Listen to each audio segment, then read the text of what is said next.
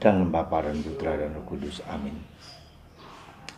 Allah Bapa di surga, kami ucap syukur Engkau memberikan kemerdekaan kepada bangsa kami, kepada negara kami, dan kepada tanah air kami. Keluar dari perbudakan, dari penjajahan bangsa lain. Semoga bekal kemerdekaan ini membawa kami untuk semakin memerdekakan hidup kami, sehingga kami dapat membantu orang-orang lain di sekitar kami sejauh kami dapat dan berusaha. Terpujilah namamu kini dan sepanjang segala masa. Amin. Para saudaraku terkasih dalam Kristus, hari ini bangsa kita, negara kita dianugerahi anugerah yang luar biasa.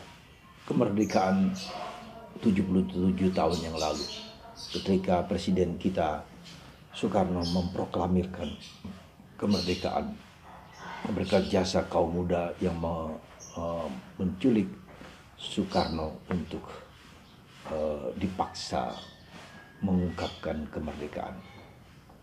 Saudara, tentu sangat berharga dan bermakna bahwa kita semua merdeka. Ya, luar biasa. Perjuangan, pergulatan, dan bangsa yang besar ini, bangsa yang dengan budaya, dengan suku dan kekayaan yang luar biasa, beraneka ragam, Bhinneka Tunggal Ika, dipersatukan dalam negara Kesatuan Republik Indonesia berkat Pancasila, ya, berkat Undang-Undang Dasar 45. Maka ini menjadi suatu nilai yang harus kita bukan hanya dipertahankan, tetapi dikembangkan. Perjuangan kita tidak pernah selesai dan belum pernah selesai menghadapi berbagai macam tantangan-tantangan intoleransi, radikalisme, rasisme, korupsi, ya, kekuasaan yang tanpa batas oleh orang-orang tertentu yang menggunakannya demi kesenangan dan keuntungan pribadi. Saudaraku terkasih, sekali lagi perjuangan kita belum selesai. Apapun juga tugas yang Anda lakukan, saya sebagai pastor, Anda sebagai bapak, sebagai ibu, mempunyai tugas yang luhur dan mulia untuk membaktikan hidup kita bagi anak-anak bangsa kita, supaya mereka merdeka, supaya mereka sadar akan keberdosaan yang menjadi akar dari segala kejahatan yang kita sebut dengan 7 dosa yang melekat dalam kemanusiaan kita. Dan itu menggoda kita semua, kesombongan, ya, kemarahan, kemalasan, ya, kikir, serakah, cabul, dan iri hati. Ya. Ini semua adalah suatu tantangan, suatu pergulatan kita untuk memurnikan hidup kita, pelayanan kita. Kalau semua ini terjadi, maka kita bisa menghayati cinta kita kepada Tuhan sesuai dengan keyakinan masing-masing dan cinta kita kepada sesama manusia. Ya, dua garis yang ke atas dan ke samping yang menjadi tanda salib bagi kita.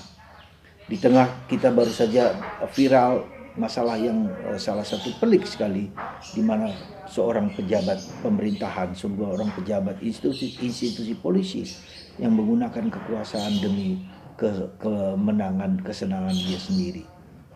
Dan juga banyak hal dilihat di dalam masyarakat kita tentang koruptor, ya. Entah itu koruptor dengan maksud di perusahaan atau bisnis, tetapi juga koruptor di mana bahkan urusan agama pun dijadikan bahan salah urus dan korupsi.